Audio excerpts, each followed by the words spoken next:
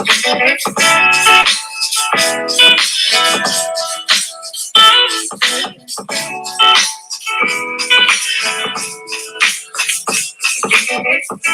right, what is going on and how are you all doing today? It is Sunday, March the 6th. We are already in March, man. Jeez. I, Man, time is just going fast. But I want time to hurry up because I want this draft to hurry up and get back in place for our Atlanta Falcons. As I'm kind of seeing my head turning back and forth this way because I'm looking at the NFL Combine as I have taken peeks in and out of the Combine for the week, watching all the folks run their uh, 40-yard dash. They have the cornerbacks going right now. And of course, yesterday, the big news was big Jordan Davis running a sub 5 40 at his size, which is incredible. Uh, and talking about the whole Atlanta Falcon thing is yesterday, last night, I had the pleasure of joining Tidy last night on his live, and we were talking about, amongst other things, how Jordan Davis did during his 40 time, and I just started thinking about it. We have so many position upgrades that we need on this team. I don't know how anybody can really get mad. I guess the only thing you can get mad at is that we don't have enough picks to fill out the roster because, quite honestly, we have a lot of positions to fill.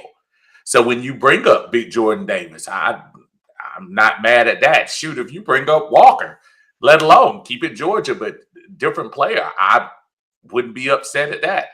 Cornerbacks, as we're looking at the guys running now, Sauce Gardner, Stingley, McKenzie, are these guys that we know they're guys that can help the Falcons because AJ needs some help on the other end. But it's hard when I see folks throwing these names out here to say, oh, that should be our pick. It's a no-brainer. It's really not a no-brainer because we have so many holes and so many positions that need to be upgraded. I can't argue with that. I can't argue with a wide receiver right now with our current status. It's a position that I probably would think about free agency first, but I can't argue with it. I can't argue with a running back possibly in the second round. I don't know if I would go first round with a running back at all these days, but offensive lineman. If Brother Neil happened to somehow, I don't know, got in some trouble and dropped down to our position, I'm not sure I wouldn't think about taking that.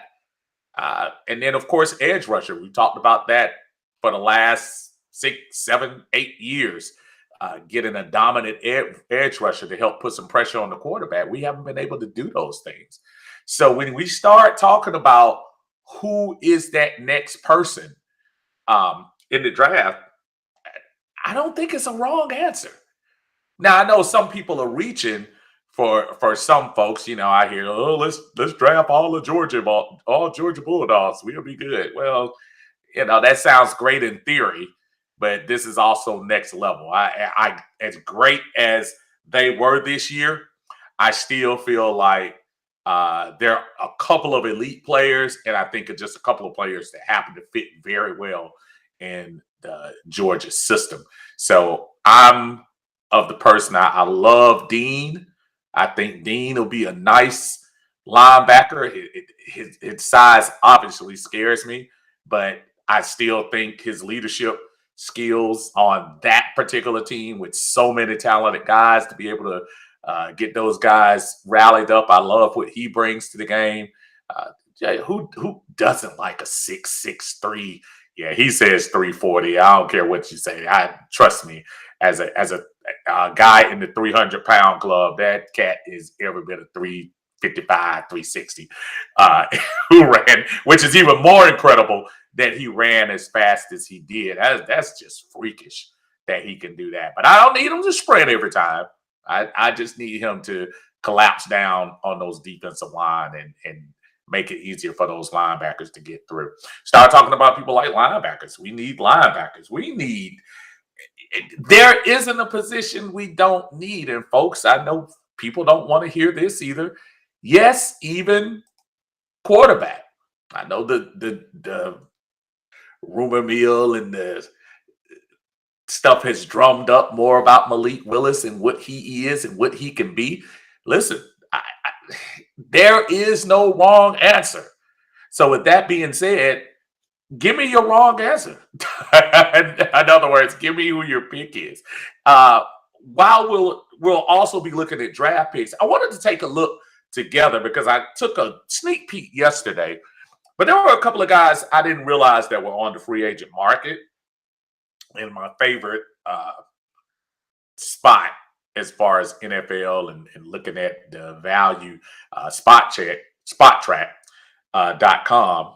I wanted to look at that and let's see what we have to offer as far as who's available right now. Dub, what's going on? Dub says at this point, defense again. Look, I can't argue. I cannot argue getting. I was looking at Smoke Monday. Smoke was somebody that I thought would get a little bit more speed. Smoke just ran a 4.57. I thought he was a little faster than that. Anyway, defense, I can't argue with it. I think edge rush is something that has to be brought to the forefront of this team. You must get some pressure on the quarterback. Linebackers, you got to get some linebackers in there. Another cornerback on the other side of AJ. There is no wrong answer. But then for those of you who are going outside the box talking about wide receiver, how can you go wrong with that too? I'm not saying that's my favorite pick, but I can't argue with people when they say we need a wide receiver. Because what do we have now? At this time, a disgruntled person who might, I say disgruntled, but a person who currently, right now, we don't know about. And our leading receiver coming out of last year is a free agent. So what are we going to do? Daniel, what's going on, brothers? Daniel says, David Ajobu for me from Michigan. I hear you. He says, I see Jordan falling into the second round. What's going on, brother Rick? How you doing, brother? Who is this right here? Rick says, I know we need the trenches, but I want Malik Willis, David Ajobu, or Davis. And that's the thing, Rick.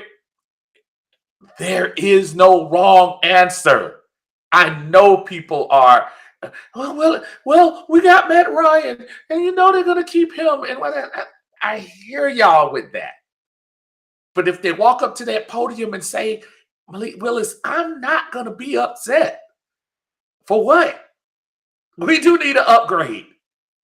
I'm talking upgrades and position needs. Both of those. And that would be an upgrade. Daniel says, can we leave Matt alone until he's not here anymore? I'm tired of hearing about Matt Ryan, that he's the Falcons quarterback. You answered your own question, Daniel. He's the quarterback. I don't care what. See, when you're in a fan base, go to any other team's fan base. If you think for 1 minute that the quarterback is not the most talked about, criticized, scrutinized, demonized person in that team, you're fooling yourself.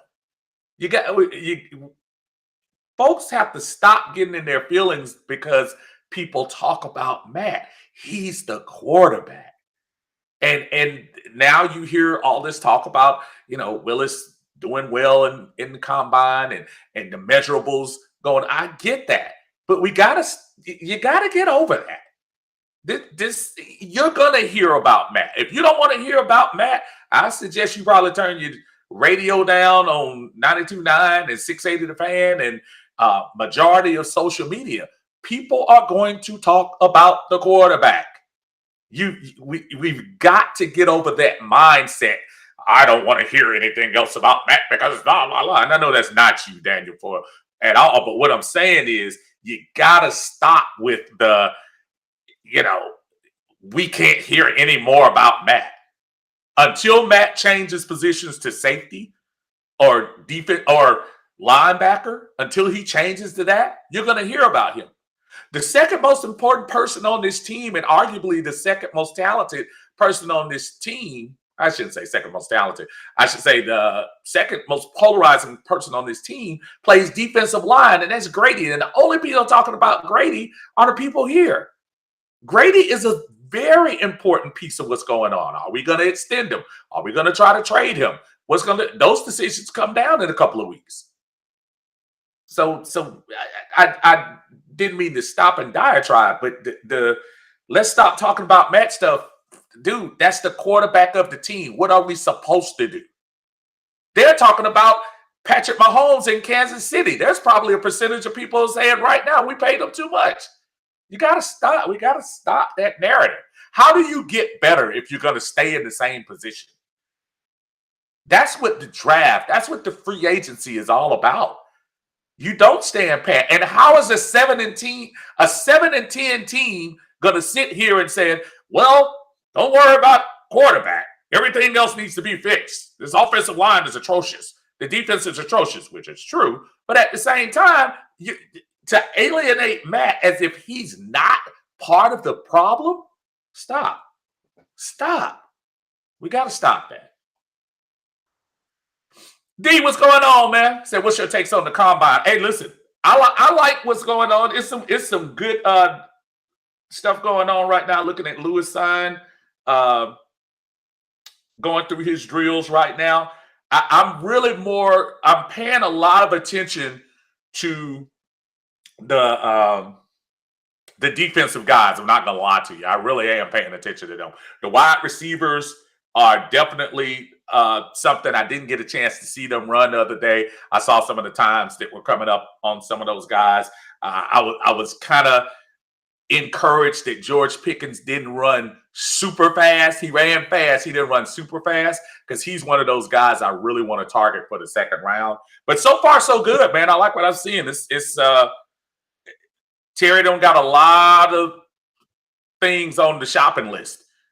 And when you got a lot of stuff on the shopping list, this combine is like the biggest Kroger you can go to. They had in Indianapolis. Daniel says, sauce, Jobu.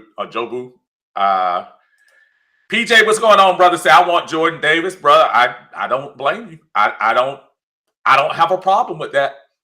I said, none of those things are going to make me upset. None whatsoever. Daniel also says I would be fine with Jermaine Johnson. Jermaine Johnson is actually not a bad choice either. I could see us going in that direction.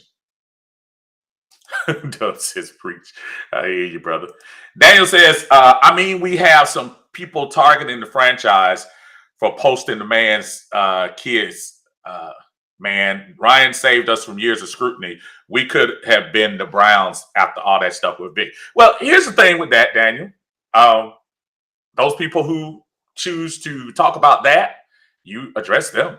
I mean, I can't stop grown folks from having their opinion about folks in the league, what they're doing and what social media is doing with them. I see the same thing. I have a different opinion about that. When folks have an opinion about that, you let them know. I don't talk about it. When you hear me not talk about something, that means I probably don't care about it. So when you hear that, and I'm not trying to ignore it, but I am trying to say that that's nothing that's not super important to me. I have different agendas. So, more power to people who believe that you shouldn't have folks' kids on the social media. You shouldn't have people pushing that narrative. Some days I kind of say, that might make sense. And then other days I'm kind of like you, like, that's kids. But at the same time, that's not super important to me anyway. It's really not. Let's see. All right. This says, Matt Ryan is the quarterback. I'm trying to see who this is. For some reason, not coming through here. I don't know who this is, but Matt Ryan is the quarterback. But this fan base has left the building when it comes to Ryan. He has done well, but he is the pass. Matt knows that he's going to be ghost next year, and who knows, maybe even this year, it's worth getting off $48 million. That's exactly what it is, y'all. It's about moving forward, and this is why it was frustrating to me that we didn't try to move forward last year, because I think the longer we stretch out this plug and play type thing and stop pretending that we're not trying to readdress the whole roster, the longer the frustration of fans is going to be. This year, look, last year's draft class, I'm going to give all of them, yes, including Jalen Mayfield, another shot. They're rookies. They need another chance. They need another offseason. Now they know what they have a whole year of film to see what they did right, what they did wrong. I'm willing to give those guys another chance. But when it comes to the situation with our current quarterback, it's not like you don't see things aren't what they used to be. Folks, I'm not trying to be average. I'm not trying to be. I'm trying to look for the next guy. I'm trying to look for the next player who's going to take us to the next level. Are we so much that we're so stuck in, well, he'll do for now? I don't want he'll do for now. I want the person that can come and change the franchise. Look, Kyle Pitts is going to be really good at what he is. But Kyle Pitts' position is traditionally not one that you look at to revitalize a franchise. And I'm sorry, last year we were in position coming off a 4-12 year of trying to revitalize this fan base. Synergy, I think, is the word that we've been trying to use here lately. You have to move forward. Daniel says, Steve, you know I love Matt Ryan. He's my quarterback. Second favorite quarterback to watch in the league is Stafford, Watson, Herbert. Daniel, you know, look, brother, you know I know that. Let me tell you something. Matt Ryan is the best Atlanta Falcons quarterback in history, point blank, no question asked. Absolutely. Michael Jordan is the best basketball player ever, but he's not going to help the Bulls right now. Magic Johnson is the best Laker that ever played. Yes, I know Kobe played there. Magic Johnson is the best basketball player to ever play for the LA Lakers, but it's nothing he can do to help that Laker team that barely won that game last night. So it's not disrespectful to talk about these other folks and their legacy, but legacy ain't helping us win. Legacy is helping us to 7-9, 7-9, 6-10. No, I'm sorry, 7-9, 7-9, 4-12, 7-10.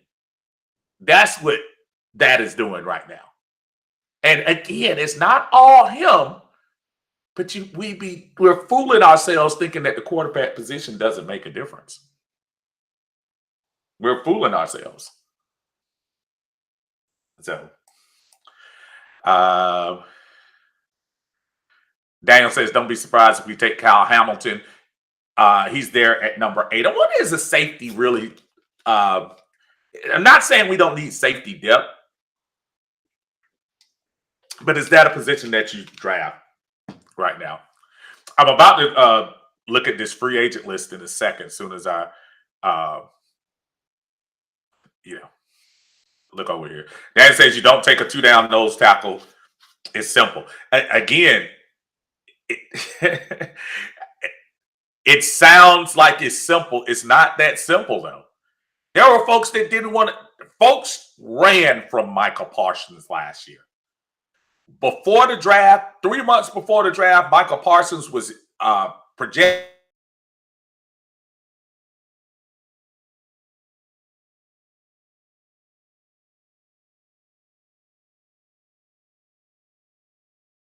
should have, I should have, I should have. We have no idea what Jordan Davis is going to be. I understand schematically that it doesn't seem like he would fit right now as, to your point, a 2-down tackle. Because you're definitely not going to have him in there, every play. But for certain schemes, he might be perfect.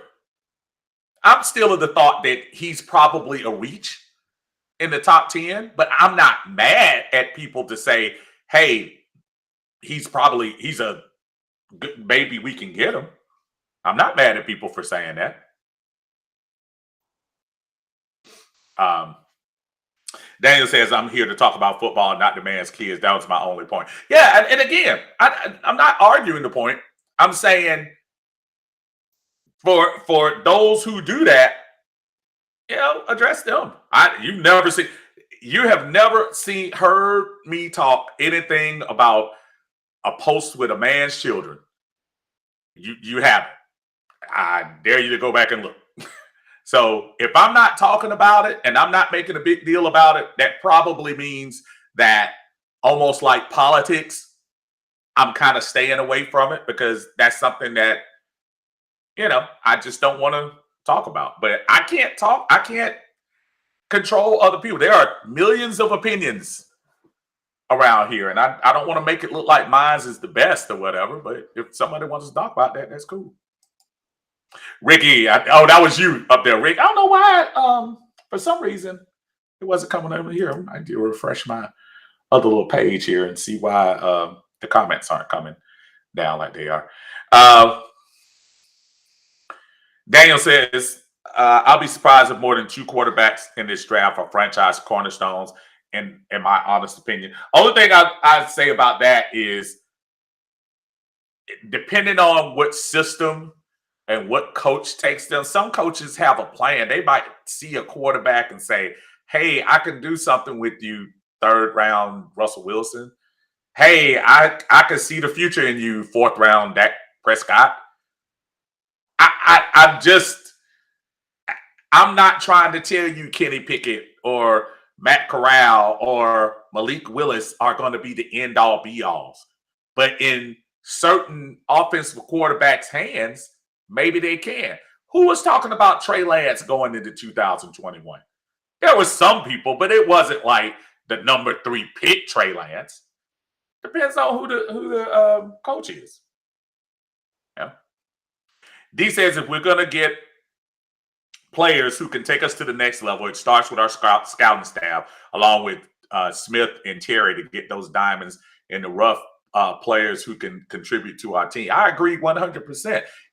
The scouting position, which I know we picked up Ryan Pace, formerly of Chicago Bears GM, and I know a lot of people are ready to just talk about the Mitchell Trubisky nightmare that happened up there.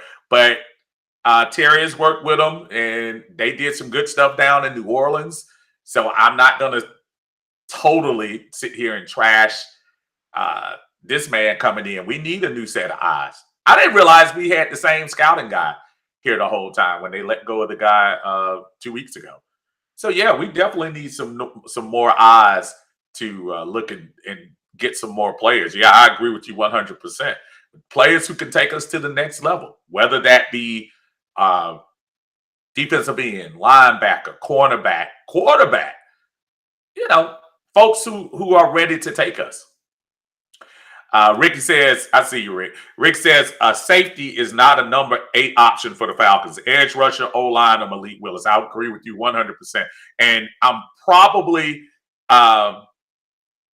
even with the edge rusher, which I think it has to be something that's addressed. Listen, as much as I just finished the diatribe about improving with Malik Willis, I think you have to look at putting pressure on the quarterback. How many times did we go through the season this year? And the Falcons defense, look, I know I'm not trying to make them seem like they were so improved that they were just stopping everybody. But they had moments this year where they had some decent games. But we would turn around and go on the defensive side, and we would let first year quarterback, second string quarterbacks. I think long about the game against Detroit. The game I went to that was here at Mercedes, where Detroit's second string and Boyle came in there and looked like the second coming of Joe Montana for 3 quarters because we couldn't put any pressure on him, on a second string quarterback. That's the kind of thing I think we need. We need some help. Daniel says, brother, I'm speaking from a coach's perspective. You know, I coach. I mean, the Panthers took a Derek Brown high and haven't got much in return. He's my comparison for Dave. Yeah, I remember when Derek Brown was, you know, everybody's pick and he was going to be the next guy. And you know, Derek Brown, they would thought he was going to be pretty special out of Auburn. But listen, you gotta look at this thing. You got to look at this thing as whole. I see somebody calling on the line here. Hold on a second. Caller, how you doing? This is Steve. Thanks for joining us. Who we got? Hey, I'm just Ricky. How's it going? Rick, what's going on, my friend? Oh, man, everything is lovely. Ain't no use to being mad. Nah, dude, not at all. Not at all. Turn this volume up so we can hear you, my brother. There we go. All right, talk to me, man. What you got? Hey, the draft looks good. I tell you what, Kirby is making a name for himself with this draft. Yeah. As far as defense is concerned, this is the most I've heard most of a Georgia defense hoopla that we have had since I don't know how long. But let me just put this into perspective. And like I said, as I said previously, you can't. Fontenot knows he has to address the elephant in the room. Yeah, right. We need positions everywhere, just like you said. Everywhere is a need on the Atlanta Falcons team. There is not a spot that there is not a need. Thomas Dimitroff left us in a mess. I'm just a mess. I'm gonna leave it like that. Because that's the best way to try to explain it. It's right. A mess. Right. Our cap is his fault. Yes, it is. You know what I'm saying? Yes, it is. As well as Matt played through the 2016-2017 season, he played amazingly well, to be honest. But at the same time, you're going to sink all of your ducks into an aging quarterback at $150 million. That was a bad move, real bad move. And now, because of the fact, we're suffering for it. Just like I was listening to Steve White, he was saying, you know, well, yeah, we're freeing up some cap for this and freeing up some cap for that, but then as Cold Red comes in, saying they don't want to do it and extend Ryan's contract so we can get some more cap space. Man, we can't afford to extend Matt Ryan another year. Not at all. If like I said, Matt, just like you said, best quarterback in Atlanta Falcons history. Right. Can't take it away from it. If the man doesn't win, if he doesn't win the Super Bowl, I guarantee you he's getting in the Hall of Fame. Okay, it is what it is. But right now, the immediate need, yeah, we need some trenches. We got to look at Malik Willis. And what's intriguing with him is he has so much upside. So it's just unreal of what can happen. He could be potentially be another Mahomes. But we got to look there. We can't look beyond that, Steve. We can't look beyond the fact that we got to get a quarterback in this draft. Last year we had the opportunity. We missed on Justin Fields. There was a couple other ones that we met. Mac Jones. Look at what Mac Jones did. I mean, he's not the runner, but look at what Mac Jones did last year.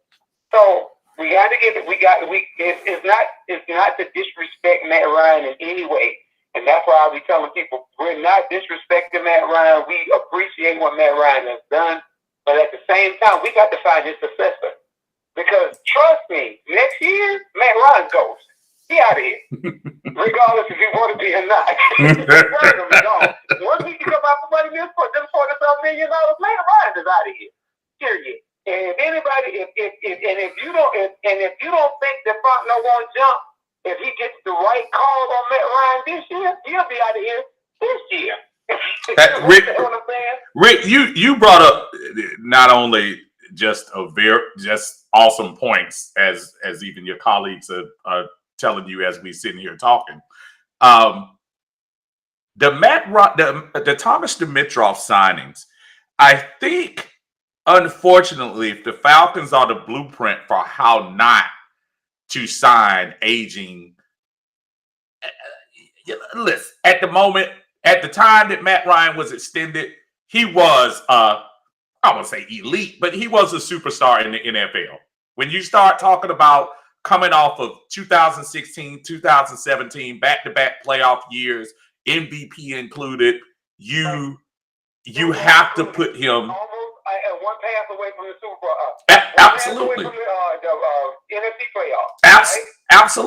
Absolutely. So when you bring that up about Dimitroff, I go back and I look at what New Orleans was doing, and I laughed, and I used to say, two-year contract for Drew Brees, 2-year contract. They kept re-signing them to 2-year contracts, ripping it up, signing it again, and I was like, what are they doing? And then Tom Brady, the last couple of years, it's a 2-year contract and stuff like that. And you were sitting there saying, we were sitting here talking, Matt, and let's not leave Julio out of this equation. Falcon for life. And we are the poster child for how not to do a contract. Would you agree with that? Not only are we the poster child, let me ask you this question, Steve, and then ponder this, won't you? Do you see anybody standing in line, breaking their neck, trying to put Dimitroff over their team as a general manager? Anybody. Anybody. Let's go to the Jets, the worst team in the NFL. Anybody? Last I saw, anybody trying to make him a team? Last I saw, Dimitroff was still working for NFL Network during the season.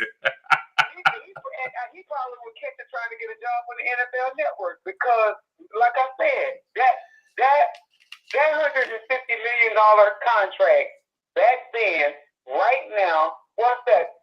Steve, was it 5-6 years later? I think, yeah. We are suffering at the thought of that decision being made. We can't even afford to get a Von Miller or some other free agent, Tyrann Mathieu. We can't afford to get, you understand, we got to get middle of the road people to come in, and then you're doing this trying to get a fan base to accept that you got middle of the road people playing exceptional people. Like, I look at it this way. My thought process, when the noise went down that Tom Brady was coming to Tampa Bay, right? Right. Now, I watched Bruce Arians, and I already know Bruce Arians like to air it out. So then that means that he has to have it where to the point where he's got to have enough protection for the play to develop so he can throw downfield. Because if you look at Jameis Winston, Jameis was airing it out. He was. Yeah, he was. We were guaranteed 3 interceptions a game. He was airing it out.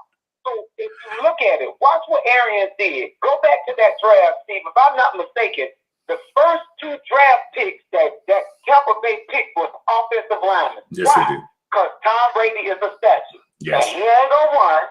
It's not going to run. It's not going to scramble that much. Mm-hmm. So he needs time so that play can develop. Right? Right. Now, let me clear up the Matt Ryan basher. I'm going to say this. Now, watch this. I might get some flack, but it don't matter. I got my big boy draw. Here's the whole deal. People talk about Matt Ryan all they want to. Do you know why that 2016 Matt Ryan was so dangerous? He had time to throw. He had time for the plays to develop. Can Matt Ryan pick your defense apart? Yes, he can. But he has to have time. Now, after the 2017 season, Steve, you know, our O-line went straight to the dump. Yeah, they did. Straight. I'm talking about straight to the, not even in the house, to the portal outside. That's where our O-line went. You can't run behind a bad O-line. You can't throw behind an O-line. Right. If every time Matt Ryan snaps the ball, 3 seconds later, he got the whole O-line at his ankles and somebody snatching him down, you can't do it. So, am I giving him a hall pass? No, because he made some bonehead decisions and some close games that he threw interceptions that we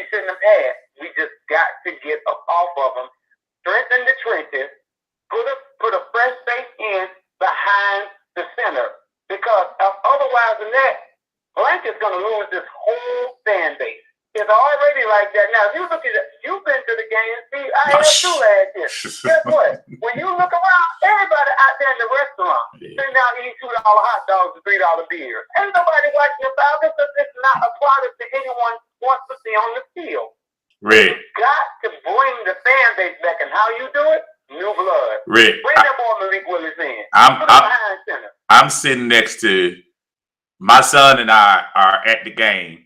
We're sitting next to 8 seats next to us, totally empty. I mean, right. that's the type of excitement that we have drawn over the last, year or so. So many points that you just made, brother, that I'm definitely going to point out, and then I'm going to go into the free agency thing. But I'm going to let you go so I can get back on this. Brother, as always, man, thank you for coming to bring in the knowledge, man. I appreciate you. I'm with you. Thank you, brother. You take care, man. Hold it down. Yes, sir. Brother Ricky always bring it, man. And listen, think about what he said. And Ricky is a fan. Ricky's not a just talking to talk. That's frustration. That's why in Atlanta Bird Gang, that's why in Uncle Steve's Lounge, that's why you get the negative responses. That's why you get the sarcasm. Folks are tired of hearing about, well, all we have to do is, and the same person who's driving the truck, the same person who's driving the car is in the same position. That's why it's frustrating. It's not frustrating that, look, Terry Fontenot inherited a horrible situation, a horrible salary cap situation. It's no way that we can sit here and blame him. And there's some people that are just, they're so frustrated about the Falcons losing, they're ready to blame him. You can't get mad at the brother. What has he done? He had to fill this roster full of 1 year, $2 million a year athletes because we didn't have the money to spend anything else. I'm going to catch up on some of these comments. I see some new folks come in here. Daniel says we're projected to have the most cap space in upcoming seasons. I'm not worried about upcoming seasons. I'm worried about now. I got gray hairs. I might fall out tomorrow. I want to see the Falcons win now. I'm sorry. I can't wait for upcoming seasons. I know theoretically what you're saying, but we should have said that 2 years ago. What's going on, CP? How you doing, brother? Appreciate you joining on Uncle Steve's Lounge. Dave, my brother Dave, what's going on? Says the guy speaking facts. Who is this right here? Is that what's up, Rusty? What's going on, buddy? Say I want Willis, Thibodeau, or Gardner at 8. We have so many holes. You can't be mad at any position that they draft, really. And if we stay at 8, we are guaranteed a playmaker. Those are my top 3, though. Something's changed for the draft, of course. Rusty, as usual, you and I are on the same page. I basically started the broadcast with the same thing about we have so many holes that you really can't get mad. There's no need to get upset about somebody wanting. Listen, when you argue from Jordan Davis to Thibodeau to Gardner to what's the guy that's hurt, Stingley, to Nakobe Dean, to the guy just Hamilton from Notre Dame. You really can't. I mean, you can get upset because somebody says, well, I think offense, I think defense. And even the wide receiver talk. Listen, I'm not a fan of it, but who am I going to get mad at? We didn't get any production from our wide receivers last year. We know why, but we didn't. So why wouldn't you look to find a young up-and-coming wide receiver? So I don't blame anybody for thinking that. There's no need to get crazy about that. That's that, but good stuff, Rusty. Twan, what's going on, brother? I am doing just fine, brother. On this Sunday, we just talking a little Falcons. I'm going to show this list here of free agents in a second, just trying to get everybody on board. Daniel says, don't be surprised if Mariota or Trubisky sign here. I think Mariota is going to probably try to stay with the Raiders. They look like they are they have something for him. He'll be their Matt Schaub when it's all said and done, because David Carr is not going anywhere. Rusty said we need to trade Calvin to Philly and get one of those first round picks they had. And look, I think they're probably talking to him right now. I hope we would. It really wouldn't even matter if it's that early or late. Calvin should be able to get a first round pick. He should be able to summon up a first round pick, in my opinion.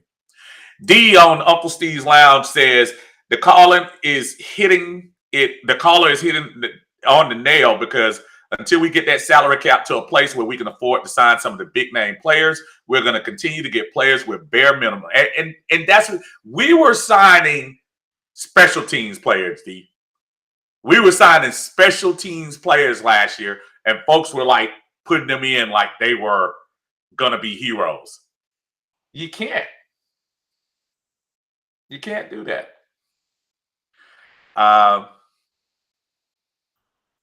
Daniel says extend Matt a year and make the last year voidable. Daniel, bruh, extend Matt are two words that people don't want to hear in this fan base. Extend Matt. No, you can't do it. You gotta ride that horse out this year. Let him ride into the sunset, and then take that hit June 1st, 2023. If we don't plan on getting rid of him. You can't do that. You can't extend him anymore. And if they extend him one more year, I'm trying to tell you, man, this place is gonna lose it. They're gonna lose it.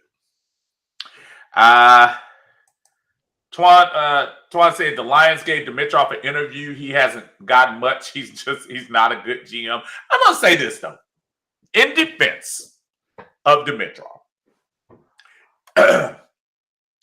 Dimitrov engineered one of the best turnarounds in NFL history. If you remember where this franchise was at the end of 2007,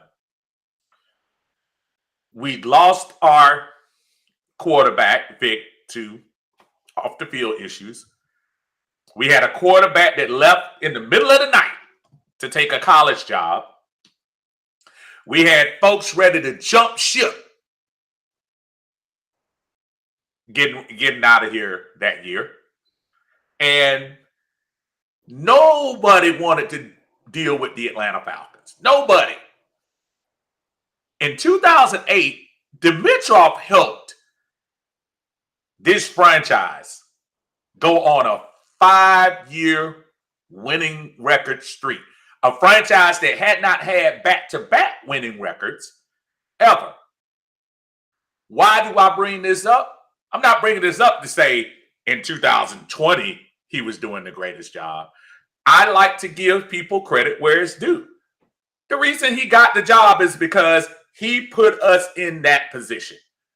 He put us to where the Atlanta Falcons were relevant in the late 2000s, early 2010s. The Falcons were relevant. We were number 1 seed 2 years out of 3. Playoffs 4 years out of 5. Skip a couple of years and then a couple of major playoff bursts in 16 and 17. I'm going to give the man his credit. All I'm saying from a financial standpoint, he really did us a disservice.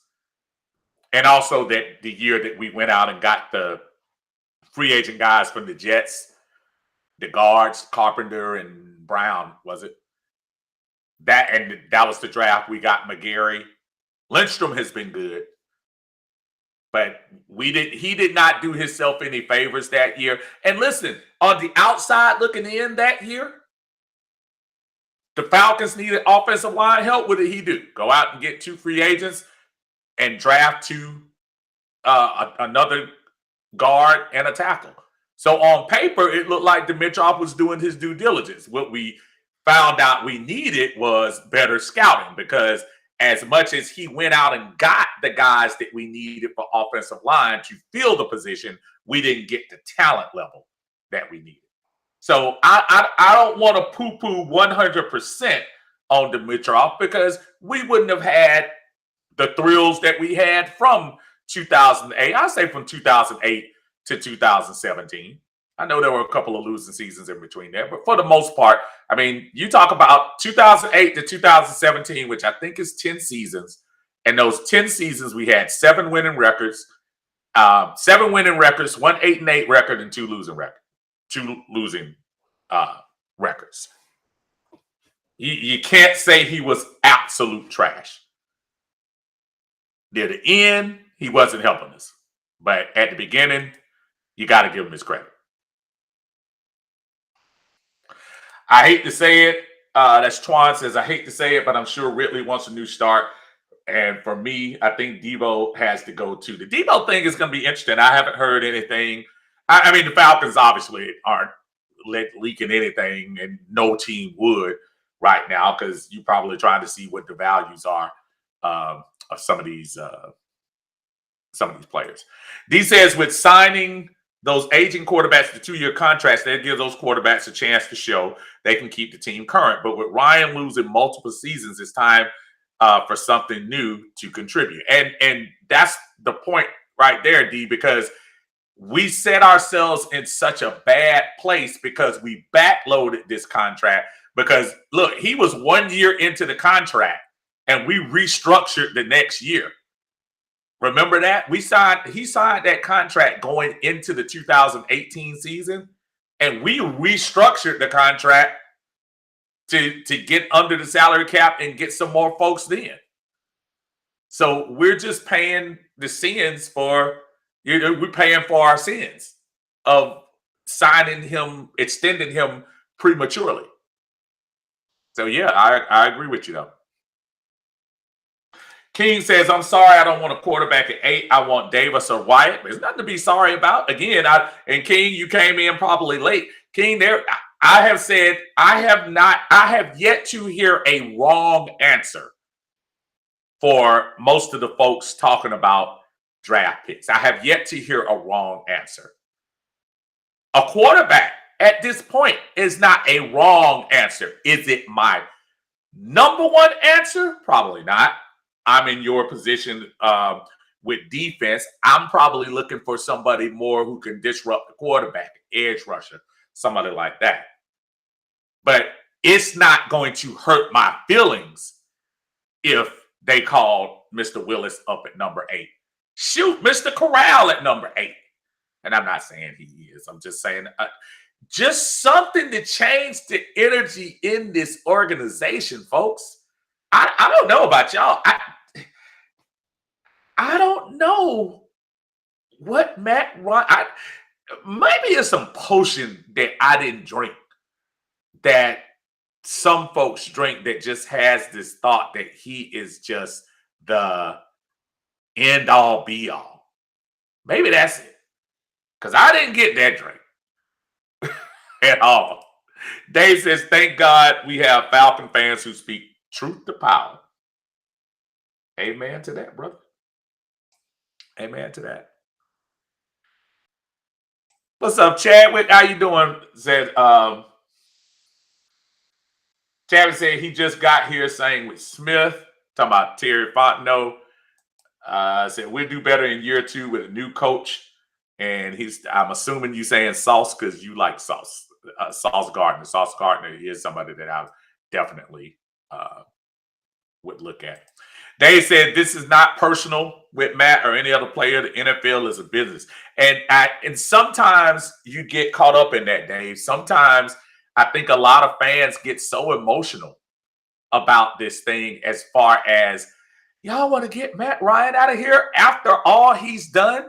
It's not real fans don't have to be, unless you're John Harris, but real fans don't have to be told what Matt Ryan has done for the franchise. We don't. We were there. We saw it. We bought into it. We cheered for it. But that doesn't mean that you don't look towards the future. And I think that's the part where we get so emotional and tied to look, 2016 ain't happening again. Even if we have a winning campaign, it's not going to be like 2016. We long for that feeling of 2016, but that's gone. We want the same feeling, but it's going to be in a different package. It's going to be in a different year. It's going to be with different players. And the mere fact that there are only 4 players left from that team that are on the current roster right now. And I think it's 4. It's Matt, Jake Matthews, Debo, and Grady. So the mere fact that that's it just tells you, and that's not that long ago, y'all. That's 5 seasons ago. So that's trying to tell it. And I trust me, I have gone through it with folks about this that want to make it so personal. It's not. My brother Dave is one of the most intelligent guys in here. I know we were talking a little earlier, but David is a good football guy. But David is also a very tight Matt Ryan fan, and that's great. But that still doesn't mean there isn't room to grow and move on. Anthony, what's going on, man? Says, what's up, Steve? I really like to take the best cornerback at number 8 in this draft. It's loaded with defensive linemen. I know the front office is going to handle that easily. Plus, we don't still know about this C-Red situation. Is going to pan out. But either way, that's an extra pick, the way you look at it. Yeah, at this point, Anthony, first round, second round. I'll even take a second round at this point because you're gaining a pick and you're losing that salary because this is that 5th-year option. It's not like you have any bonuses attached. You don't have any down the line dead cap to worry about that. You gain that money back and you get rid of a player and you gain a pick. And in some ways, I almost wish it was a high second round pick because you said something very important. Look, this draft is deep in wide receivers and defensive linemen. As much as I know a lot of people want the Georgia connection from that championship winning team to be here, and it wouldn't hurt my feelings either. But there are other folks in this draft that can fill those positions. I know lately it's been a little interesting because we thought Marlon Davidson was going to fill. A few years ago, we thought Rashid was going to fill. We thought Taylor McKenzie was going to fill. And I get it. I get all of that. We can't draft every Georgia player. No way possible. But there are other players in this draft. Dave says, clean the books now. This offseason is no longer about the old regime. Nothing but the truth. Ricky says, we cannot extend nothing to Matt Ryan but a way out of town next year. Yeah, I'm sorry. Yeah, I can't. I don't believe in the extend thing. The extend thing, I just can't do, Daniel.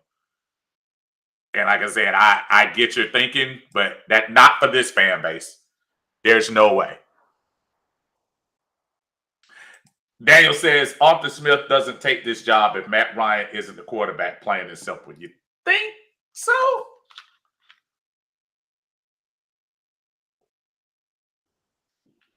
I harken back to last year. If you remember the first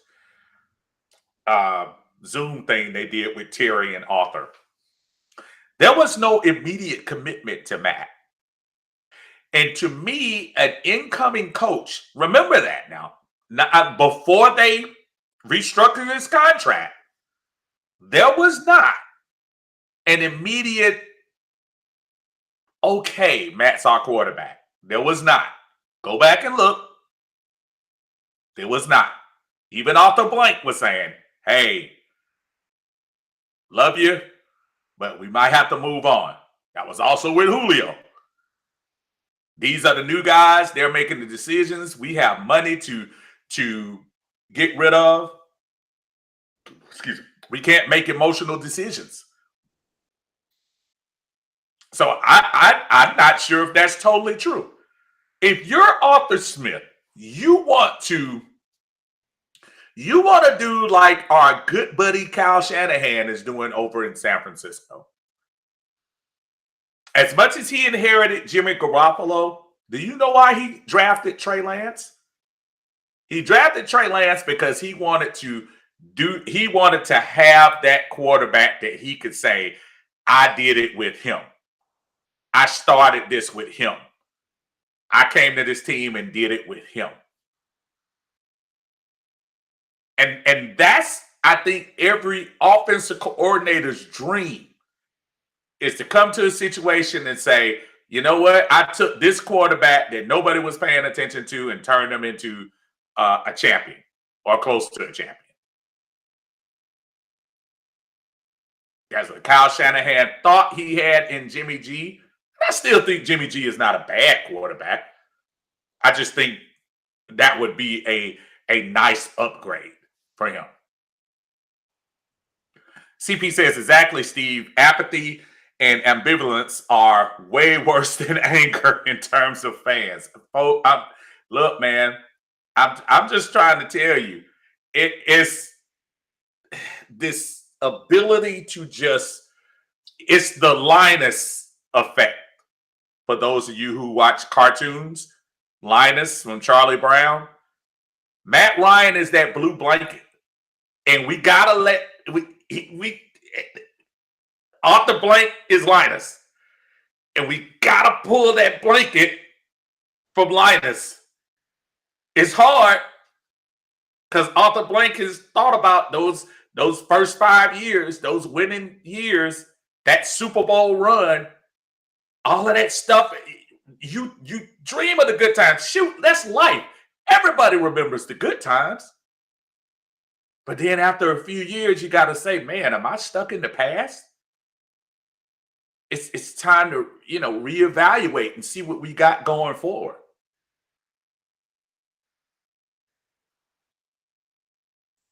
Brother Tidy, what's going on, man? Tidy says, I've always thought Dimitroff was a good GM. He can't close the Super Bowl for the players and the coaches. And if his owner doesn't butt in and force Ryan and Julio's terrible contracts on us, we don't get into financial trouble. By the way, Steve, Dimitroff, along with Devonta, are clients of mine. Oh, really? Okay. Well, look, I will say again, the nicest, sweetest things about him. He ushered in a new era of Falcon football, which was winning. I go back to the numbers again. 5 straight winning seasons, 4 playoff berths out of 5, 7 winning seasons out of 10, 8 non-winning seasons out of 10, a Super Bowl berth. That's actually a really good. There was a time during that era that the Atlanta Falcons were actually one of the winningest franchises during the first part of the 2010s. If you take the Falcons up from 2010 up to 2017, Falcons were easily top 10. Might have been higher than that. So you give him the flowers. Now, Devonta, that's another story. I don't care what Brother Tiny said about Devonta Freeman. I think we got railroaded on that deal to this day. And I think we overpaid Devonta. That was an emotional contract too. If you ask me, that was as good as Devonta was for us, and he really was. I give him credit, especially the year because we had that slug, Steven Jackson, and Devonta came in and really solidified the run game and helped us out. We should have never signed him to that huge contract. Never. Daniel says McGarry doesn't improve. I could see us replacing him. And going back to to that particular draft, which I think was that 2019 or 2018. 2008, where we got the two guys from the Jets and drafted McGarry and Lindstrom. I want to say that might have been 19. Yeah, we might have reached. And remember, we jumped into the first round to get him. Like he was a value. Now, he was good at UW. He was good at UW. So I'm not going to act like he wasn't. But then he started off, of course, with the rocky stuff about his health and everything like that. So, yeah, just tough stuff. Dave says, eat the large cap this year and allow Matt to prove that he can still play on a high level. Look at what happened to Big Ben and Drew Brees. It was pitiful. Do the Falcons really want to see that? And that's very important. You don't extend a thing. Right now, Matt Ryan has the highest cap hit. Folks, the cap went up $20 million. You might have to take that hit. And if you take that hit, the writing is on the wall that this is the last season for Matt. Because remember, even trading him is not going to suck up all that salary cap. Well, not salary, the dead cap. Ride it out, man. You got to ride it out. Let it ride this year. Don't extend the thing that has anybody's name, Ryan, on this team. Don't extend it. I know it's only one. Dave says, in fairness to TD, the Falcons were a legit playoff contender. There are no excuses now. This is true. Ricky says, Arthur Smith took the job and wasn't based upon Matt Ryan.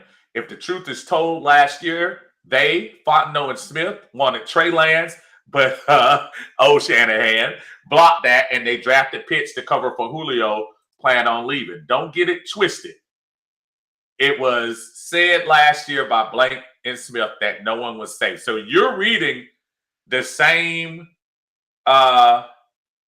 the same thing that I read.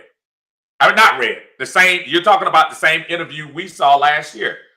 They did not commit to him. If they committed to him early on, if Matt Ryan was Arthur Blank's reason for coming to Atlanta, when he came up there on that podium, the first thing he would be saying is, boy, the ability to play with a former MVP and Super Bowl player and whatever, but they didn't start fawning over Matt until after they did the restructure. Go back and look. Please go back and look. That's exactly how it happened. Daniel said, Dimitrov did bring my favorite player of all time to Atlanta from a defensive player. Favorite player of all time to Atlanta from a defensive player, that is, via trade. My mind is not hitting me at the moment, but we'll see. Dave says we can get into 1,000 subs for this man. Come on.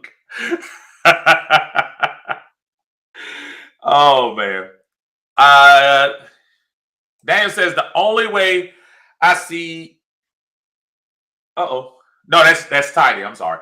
The only way to move on from Debo this season is a post-June trade. It would be a dead cap hit of 10.6 spread over 2 years and a cap savings of 27.7 over 2 seasons. Hey, don't think that's not on the table. And I hate it because you know what? Debo is actually one of my favorite players. But I can't get emotional about it, man.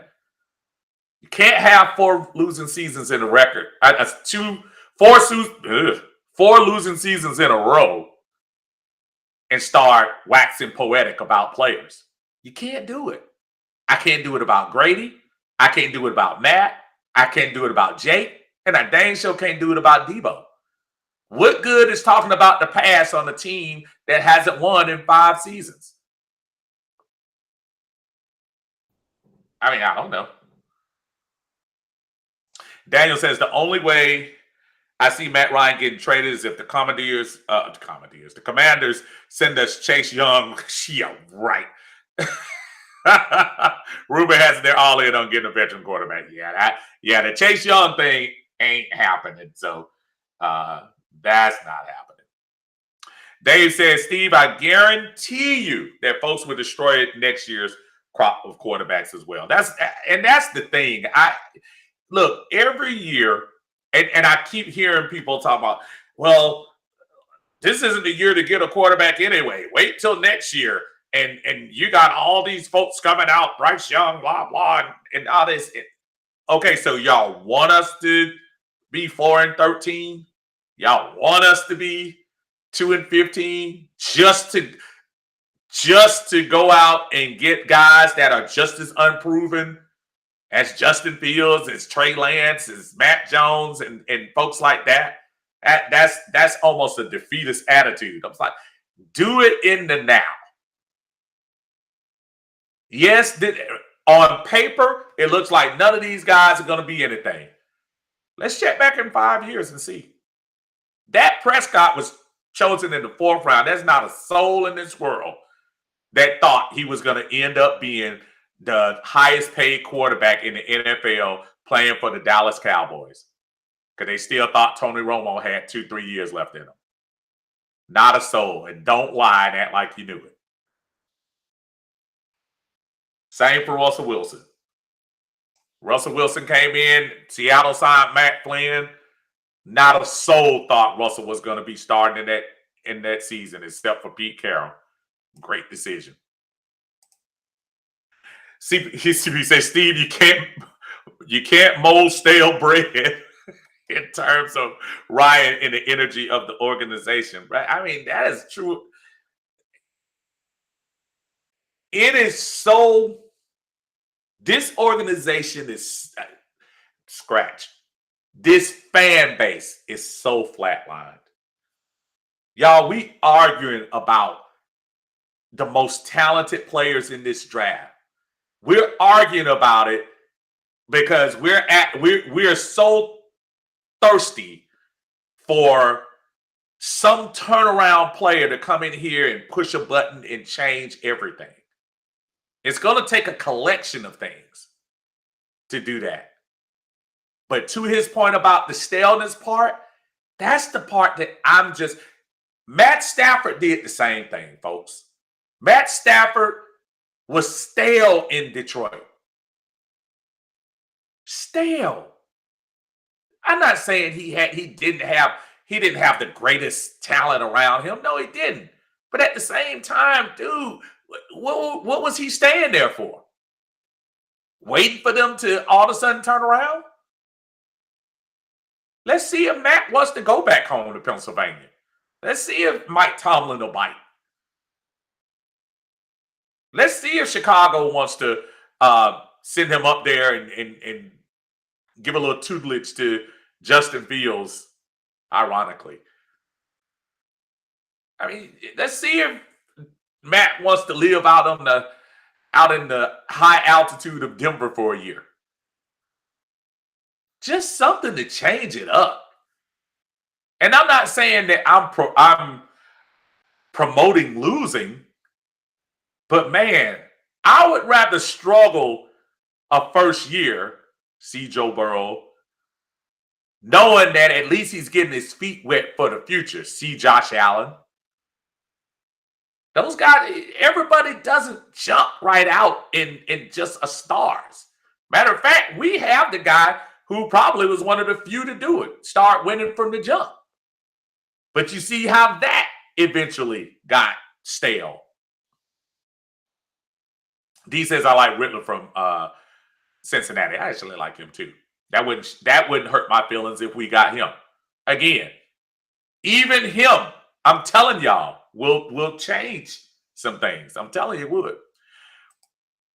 Ricky says, well, that's a trade I would definitely welcome. Try to go down here. I'm trying to pull some of these down. I think I got caught up in here. April Thomas, how you doing? Says we need some dogs on the defense, aka Jordan Davis at number 8. I don't disagree with that. The only thing that I wish the Falcons had 5 picks in the top 10, but unfortunately we don't. I just don't want people to get totally upset that your one player you didn't get picked. But when you have a roster that's devoid at defensive end, defensive tackle, offensive guard, linebacker, cornerback, safety, Jordan Davis can't suck all of that up, and neither can any player. There's a lot of people you can't suck all that up in one pick. Dave said the word is some take Matt for granted and they think he's indestructible. and look, Matt is an Iron Man, but he can't overcome a lot of stuff. Armani says, Armani says, people need to understand that Matt Ryan can't play football forever. Father time is ticking. It's okay, folks. And not only that, Armani, are we waiting for the orange to be squeezed all the way out? It's almost like folks are waiting to get the very, very last drop. And I just say, why? Why are we trying to wait to see this man just absolutely have nothing left? That's the part that's just baffling to me. Why? I don't get that. There is this energy of some folks that just want to say, yeah, we can squeeze. You see how Big Ben looked last year? Do you think prime Big Ben with that team, with that defense, wouldn't have gone at least to the championship game in years past? Did you see Drew Brees before he retired? I mean, there's only one guy that's really broken the rule, and that's Captain America. He's the only one. In his 40s changed teams. Win one Super Bowl, come close to the other. That's the only person. It's the only exception. Everyone else, it eventually happens. Even Peyton Manning. And I think Peyton Manning, quite honestly, and to all the Aaron Rodgers apologists, Peyton Manning is the second best quarterback in the last 25 years. Hands down, not even close. And he self-destructed in the end. I say self-destructed. He got old. He got old in the end. Lisa, how you doing? Say, are y'all doing a show again this year on draft night? There is a plan to do one. I'm not quite sure. We haven't got all together yet and kind of seriously discussed it. I know we're going to be doing some semblance of it. I know I'm going to be doing some semblance of something. So I'm hoping we are able to collaborate and do some things. But when we do, if we do come down with something, no matter what happens, we'll put it out there and let you guys know. And for those in Uncle Steve's Lounge that we weren't here last year with you guys, we will be doing a draft show that will be on Uncle Steve's Lounge one way or the other on draft night. So on YouTube, you're definitely going to get something. I'm hoping on Atlanta Bird Game, we can simulcast something similar. We had such a great time last year going through that whole 2 to 3 hour thing. That was actually very fun. And everyone joined us that night. That was really good. Really good stuff. Tidy says the Falcons will never say it or admit it publicly, but behind closed doors, I'm sure they know Ridley must be traded. It's pretty much a given at this point to me. I think what they're doing, in my opinion, Tidy, I think they don't want to jump the gun because we were talking about this yesterday. he hasn't scrubbed his Instagram or Twitter or whatever it is.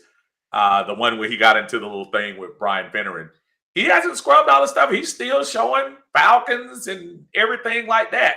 Because I think they have to play a little bit of a game with each other. Calvin's representatives and the Falcons. The Falcons don't want to come out and negatively talk about him because, let's face it, there's still the stigma of the mental health thing going on with Calvin, which no one has updated recently, but that was why he left. The Falcons don't want to look like they are dismissing it and making it trivial and just saying, okay, dude, we got to get you out of here. They're saying all the right things. We haven't talked to Calvin. We're trying to work something out. I'm sure behind the scenes there are talks about what's going on next with Calvin Ridley. I just don't think they're going to make it public. I'm sure there's talk. Again, that would be an easy fix. We're only $5 million under the salary cap. So that would be an easy fix to get us in the black going into free agency. And let's face it, even with that's why the Matt thing to me, when we start talking about salary cap, and yes, Matt accounts for $48 million. But after this year, folks, it's next year, his hit is nowhere near that. And we can easily kind of move on. The Calvin Ridley thing, a little bit different. You know. Dave says, I worry about Davis when he starts getting those direct deposits. I think he's going to be pretty good wherever he is. I do think, I forgot who was talking about that earlier. I do think he's going to be a little bit more situational. So, Rusty says, I thought Calvin's contract was going to revert to his fourth year last year because he didn't play 6 games last year. No, they cleared that up. His year, they did say that was the reason why he came back for one of those games. If you remember, he came back, I think it was the Miami game. I think that particular game was the one that triggered where the time he came in counted. And that now that 5th year is actually out there and it doesn't revert back to the 4th year. Yeah, I know what you were talking about. But remember, he missed the games, then he came back and I think it's the Miami game. The Miami game, he came back. And that particular game right there took him into where that covered 2021. So, yes, his salary will be 11 point whatever it is. If we trade him, that salary leaves, we gain that space back. But yeah, I do remember that. That being said.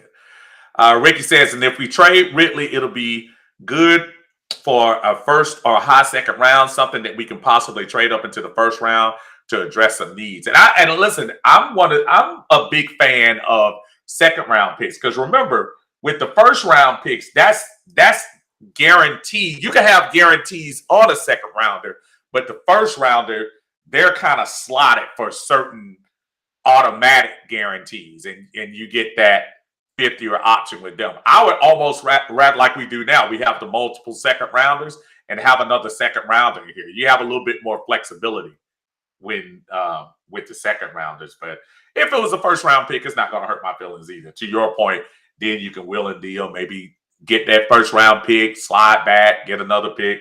Yeah, because we need players. We need players and like nobody's business. Amani says, now I don't believe that I don't care how they try and put a face on it for us fans. Had the money been right and the cap hit wasn't so bad, Matt would have been gone last year. Oh, without a doubt. You rarely see situations where GMs and head coaches come in and the quarterback situation is set in stone. I think that's one of the reasons they brought Terry in. Terry was in a dysfunctional salary cap situation down there in New Orleans, and they ended up working it out. I think that was one of the main reasons why he came in here and was able to, um, do his thing. They say, Steve, I'm not sure you were referring to me, but I am a Falcon fan. I have no emotional attachments to any player on this team. No, I think, you know what? I might have been talking about Daniel. That's what you probably heard. My brother Daniel is the biggest Matt Ryan fan, as we see right here, because he says, Steve, sell me that Matt Ryan action figure behind you. No, you cannot have my Matt Ryan. I actually, take this off real quick. I actually have another thing. I have a autograph thing here that I got in an auction. If you look over there, there's a Matt Ryan. My finger. I have it encased over there with a Matt Ryan signature over there on that side. Get y'all a look into the man cave and get that. But yeah, I have crooked like I'm swimming. But so that just goes to show you there is no dude. Matt Ryan is all that. Matter of fact, Matt Ryan, if I go look at all the jerseys and not this one, which I don't wear, when you talk about all the Matt Ryan paraphernalia I have, it's not even close. I have way more Matt Ryan than I have Julio Jones. Definitely Devonta Freeman. I think I sold that at the dollar store for about 50 cents when I got that. And my brother Tidy is still listening. And Daniel says, at least let me know where you got it from. My wife got that for me. I think she got that for me. I think she got that for me a couple of years ago. I have to ask her. I'm pretty sure I was. I'm pretty sure she did. But if I find out, I'll let you know. Rusty said, by the way, Steve, you and your son go see the new Batman movie that just came out. It was fire. The last movie I went out to see, and that's even pre-pandemic, was Avengers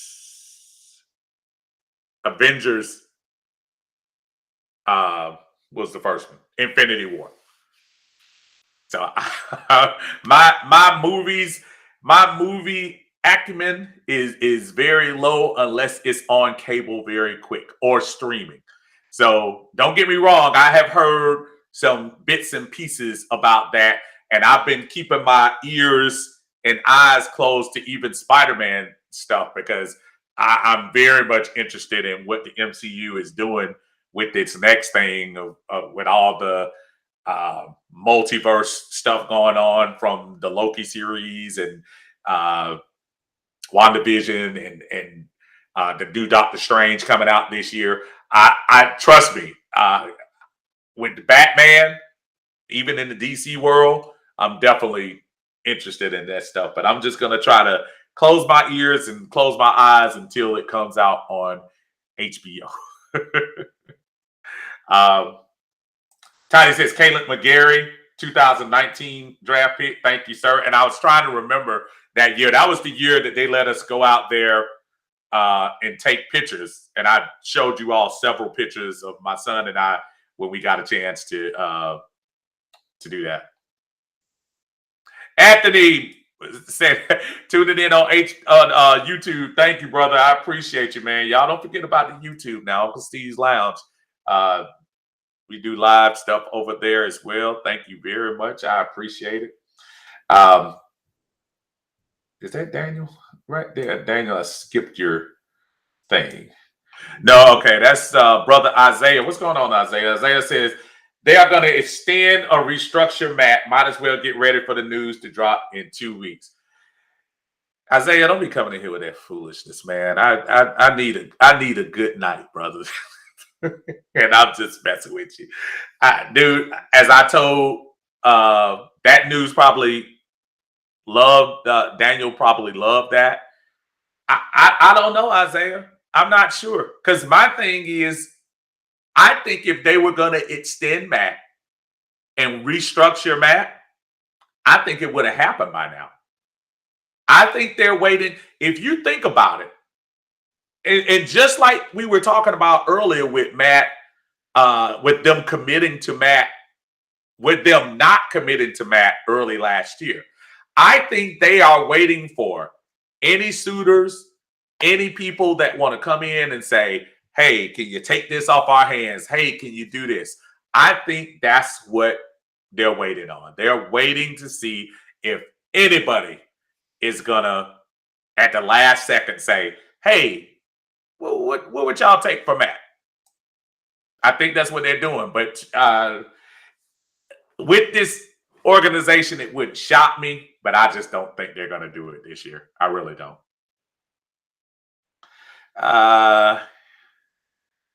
Tidy says, remember the article from The Athletic? They reported that Fontenot did not want to restructure Ryan's contract last offseason, but he felt like he had no other choice. It was either restructure Ryan or cut Deion Jones. Tidy, I'm trying to tell you, I don't know why people aren't. I don't know why people don't remember this stuff.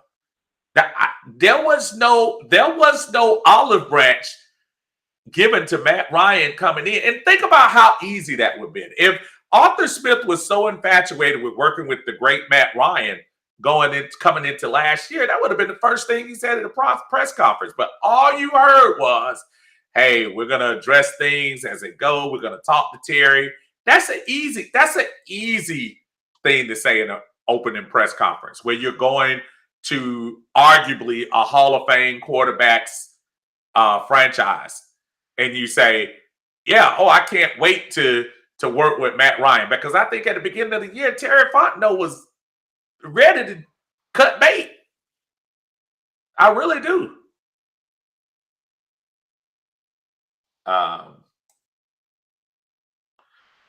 Let's see. D says, what if we can trade Ryan to the Commanders for a first or second round pick? Look what they tried to do when they attempted to get Russell Wilson. I will say this, and this is not poo-pooing Matt Ryan. You're not going to get a second round pick, maybe. You're not going to get a first round pick from Matt Ryan. I don't care who he goes to. Matt is not, especially, they're going to have to take some of that salary. And if I'm not mistaken, I think his salary is still $16 million. So it's not like, I don't think they'd give up a first round pick for him. I don't think they would.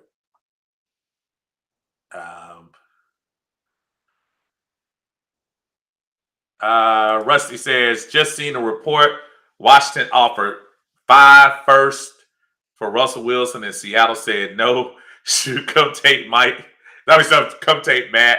Give us a second round, and we good. Matter of fact, they get a second round pick, and we'll even throw in from Georgia. We'll throw in a couple of peaches.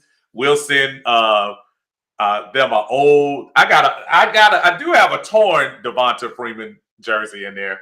I'll send them a torn Devonta Freeman jersey if they take him out of there real quick. So, nah. This is Isaiah says, I don't see any trades really happening. Fontenot wants value for the players, especially with the dead cap hits these guys carry. And the thing is, Isaiah, and people were talking about it all this year, and I've seen it.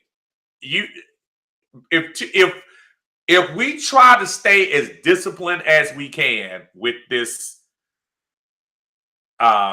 salary, let Matt ride it out. Yeah, you might have to extend either Deion or Grady, but that's not going to be Matt money, but that's going to be a little money down the way. If you go ahead and let Matt ride this thing on out, it's going to look brighter as far as the salary cap in 23 and 24 and going forward. No doubt. But we'll see. Still got that Julio money counting this year, too. Don't forget about that. Daniel says, pretty sure we got Asante Samuel for a 7th round pick. Granted, we got him at the end of his career, but he's my all-time favorite defensive. But that's who you were talking about. Oh, yeah. And really, Asante was actually good for us that year. He was actually pretty decent for us. Oh Lord, John Harris says I'm like I'm like the king of England in medieval times. Off with their heads. It's way past time. And like another old man told me, you can't mold clay, but you're gonna have to bust up concrete. True words were never spoken, sir. Dub J says he ain't built for Pittsburgh. Hey Dub, I don't even care. If he off our books, let them worry about that. I'm just trying to find a soft landing spot for him. But let's also put this in perspective, man. Matt doesn't get hurt. Matt doesn't get hurt. I'll give him that. Dub. He might not be ready for them fans up there. Yeah, see, these little fans down here in Atlanta, that's nothing. But he goes up there to Pittsburgh, that's going to be crazy. Armani says, promote losing. Hell, we losing now. Oh, man. Rusty said, Joe Burrows put the you need to build a team before drafting the quarterback theory to bed. Good running backs and wide receivers, but their offensive line, but their O-line is dead last in the league. Their defense was ranked 17th, and the secondary is trash.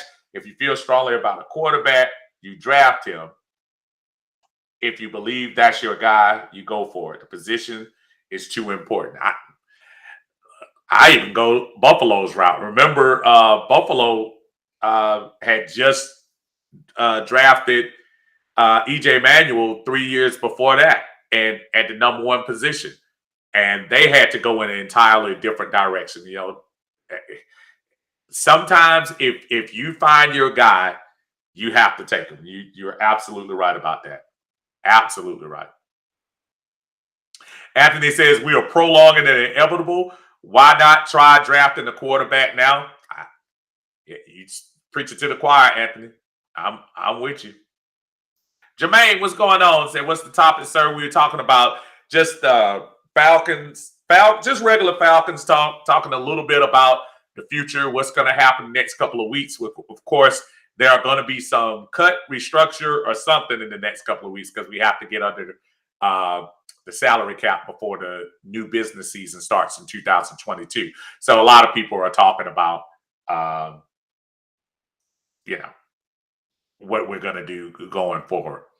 Clayton, what's going on, man? So I miss how you feel about our Ridley.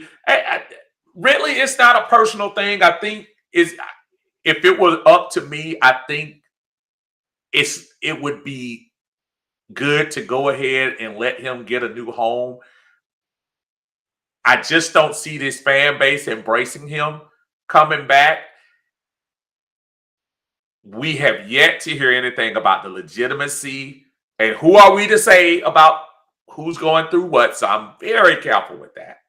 So when I say legitimacy, maybe I take that back.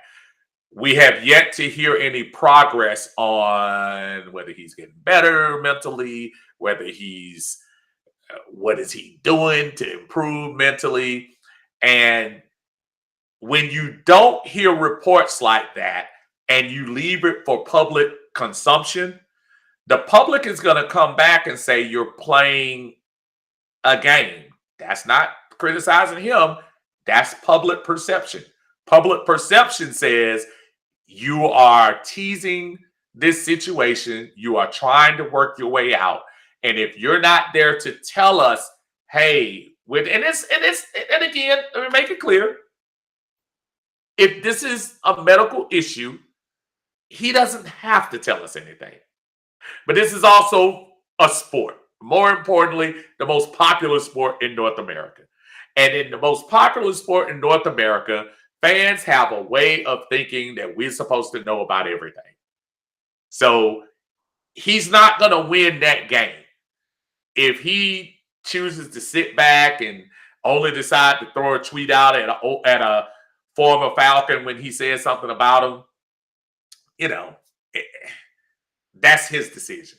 My thought, Clayton, I think we should go ahead and move on. Just get that whole situation off. Because if he even attempted to come back to the Falcons next year, I think it would be such a distraction. So I just think let him go. Let's move on. Restart our wide receiver core.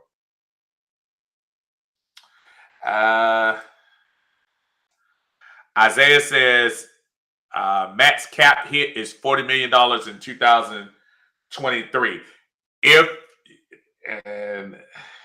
If after 2020, after this year, if you designate him for a June 1st hit, and I'm about to look this up because I know I saw it. Atlanta Falcons. Hold on one second, folks. I'm trying to pull up Mr. Ryan here. And I know if Tidy's still watching this, I know he usually help a brother out with this stuff. I'm trying to see where Matt is. There he is, Matt. Okay. All right, let's pull this up. Okay, so let's go here. All right. So Matt's contract right now, this is 2022. So 2022, base salary is 16. So really any team that would, if we were to trade for him, they would only be responsible for this right here. The cap hit this year, as people have said, is $48 million. This hit right here, the $43 million, that right there is not going to be the same if we designate it if we cut him after June 1st. June 1st, that cap hit changes. And I don't think that 15 million is right. I thought it was more like 11 million, but I know it's not the 43 million that we would have. He would go off the books for $20 million, but we would still have a post June 1st hit of $15 million if we were to cut him next year. And that's why this is so important right here. The last year that we owe him, the last year that he would count large against the cap is 2022. They always put that out year in there because this is the year they can really do most of their damage and let him go.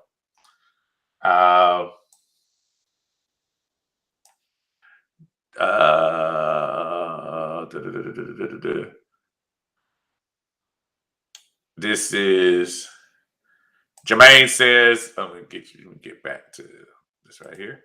Jermaine says, is that a big action figure? On the other side, it is. It is a big action figure. Turn that right there so you can see number 7 right there. I usually have that going. Look behind me. I got black helmet over there, red helmet over there. So yes.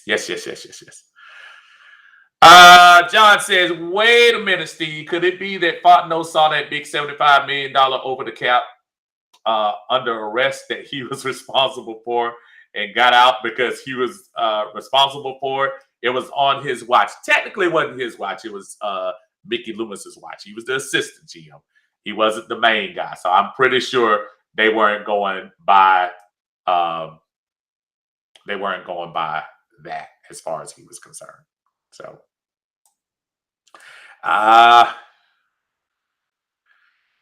Dave said there is no doubt Terry wanted Lance in that draft. No doubt. Tidy says, any running backs coming out this year that you like as far as us drafting them?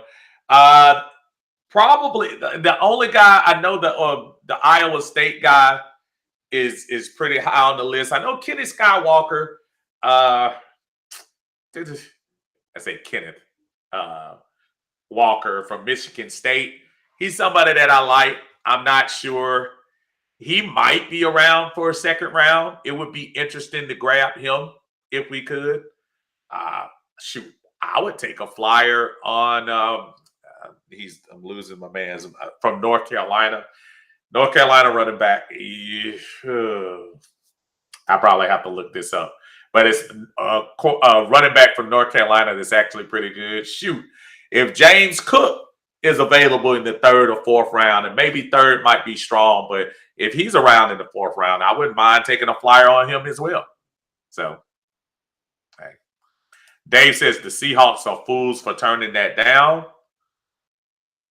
He also says I would extend for Grady or Matthews. I think Matthews has already got a situation where he did that.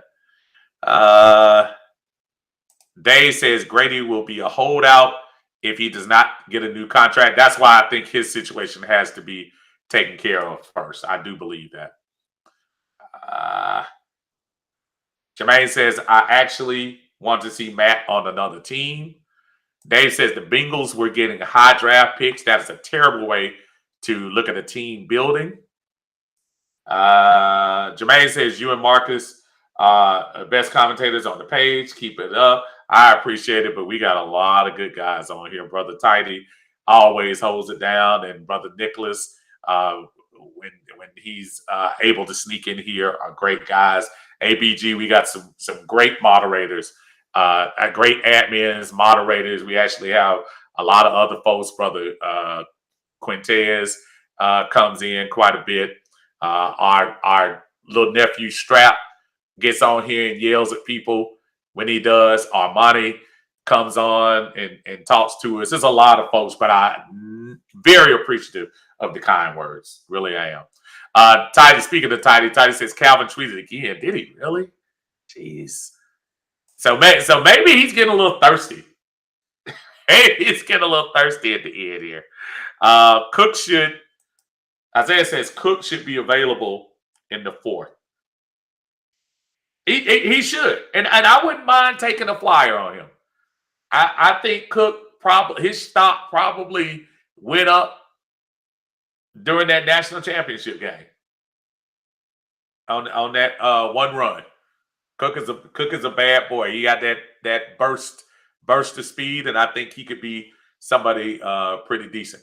I also had up here, I had the free agent list. I definitely wanted to bring that to you guys' attention when we were looking at folks.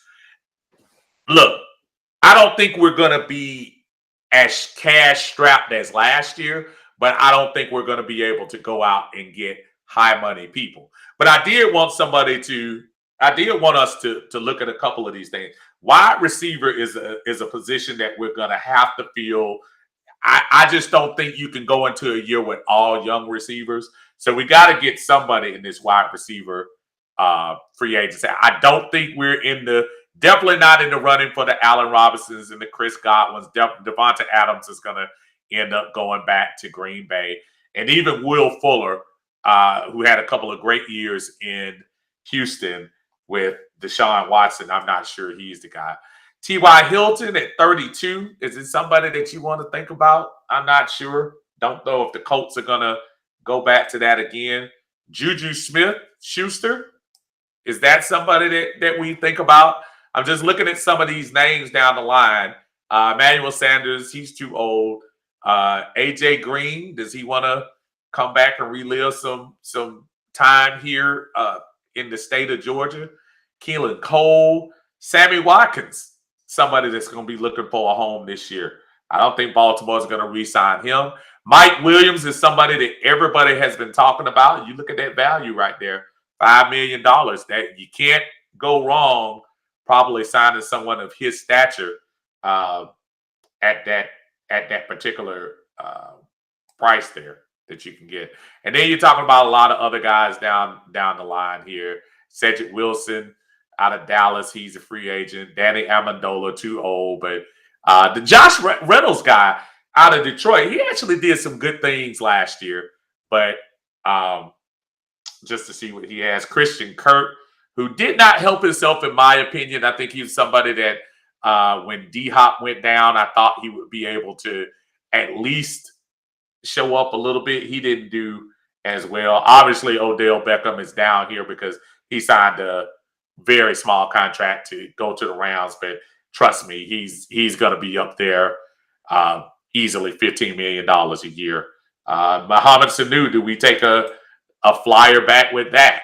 We need a veteran cornerback. We need a veteran wide receiver, no doubt. Who do you guys have in mind? I mean, yes, rookies are going to be needed, but we gotta have some help.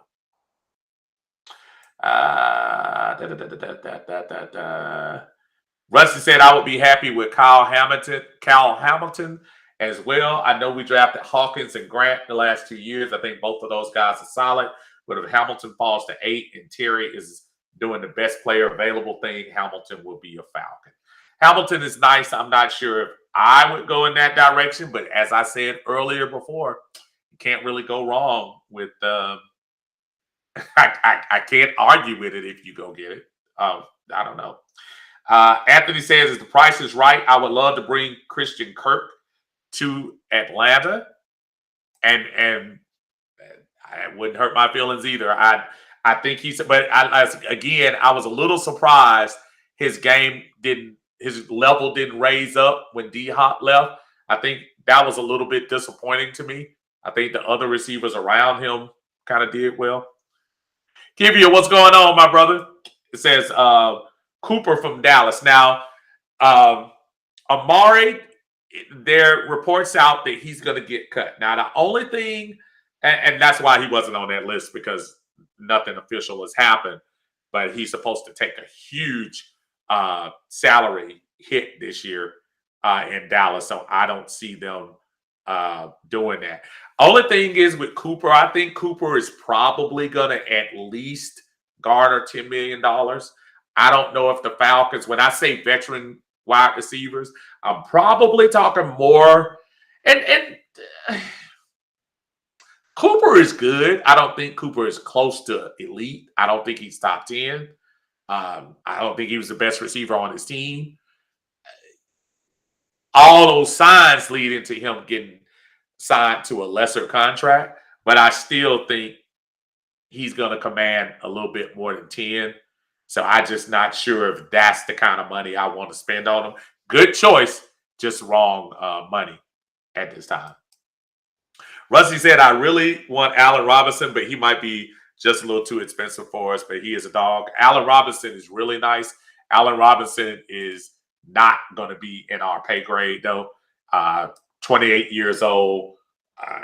He's going to at least he'll probably be somebody that'll get a short-term contract. I don't see anybody going out of their way to sign him long-term, but he's going to get paid. I don't see him being somebody that will be in those sweepstakes.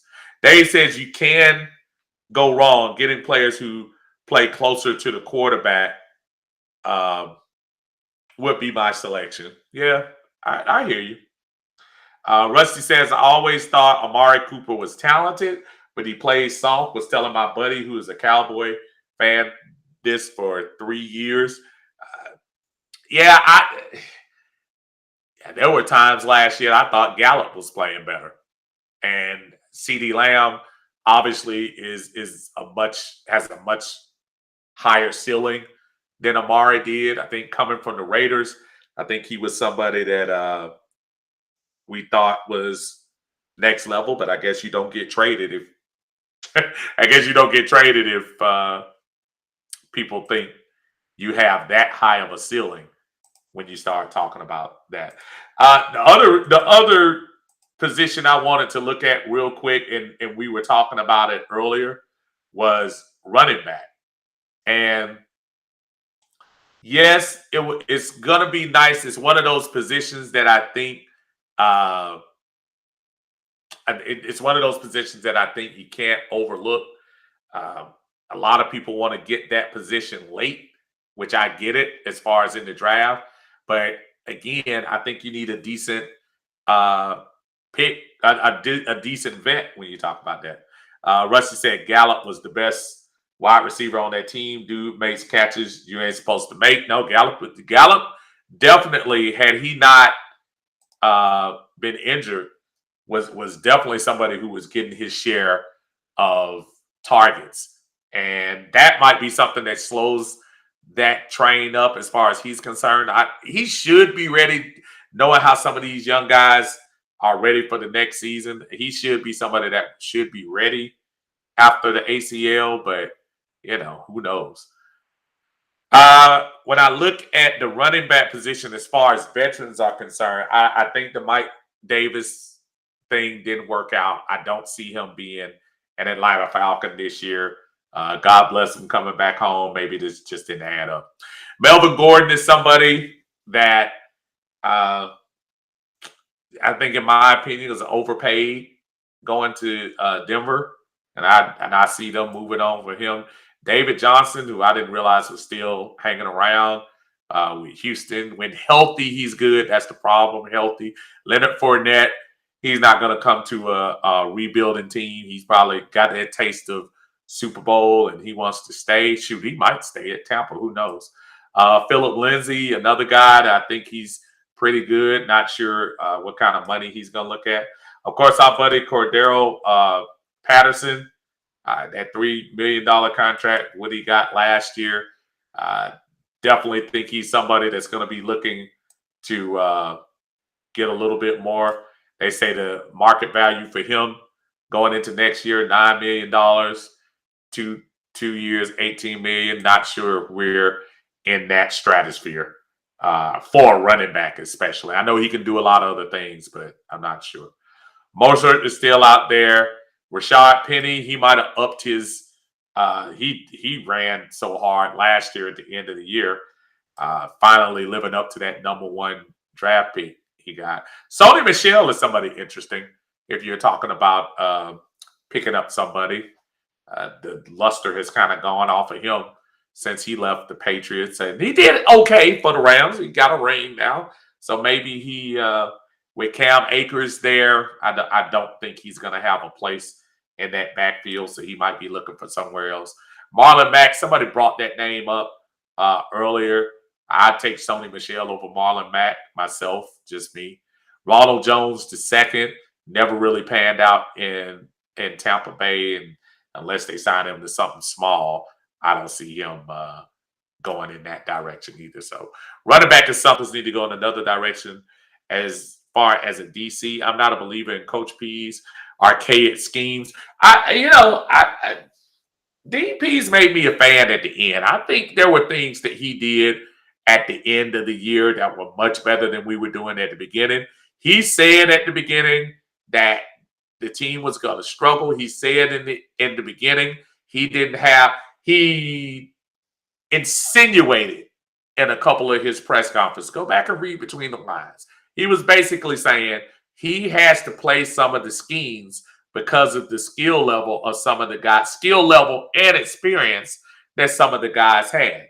To me, that was code for he had to dumb a lot of things down because he was dealing with special team heroes, Eric Davis, folks like that.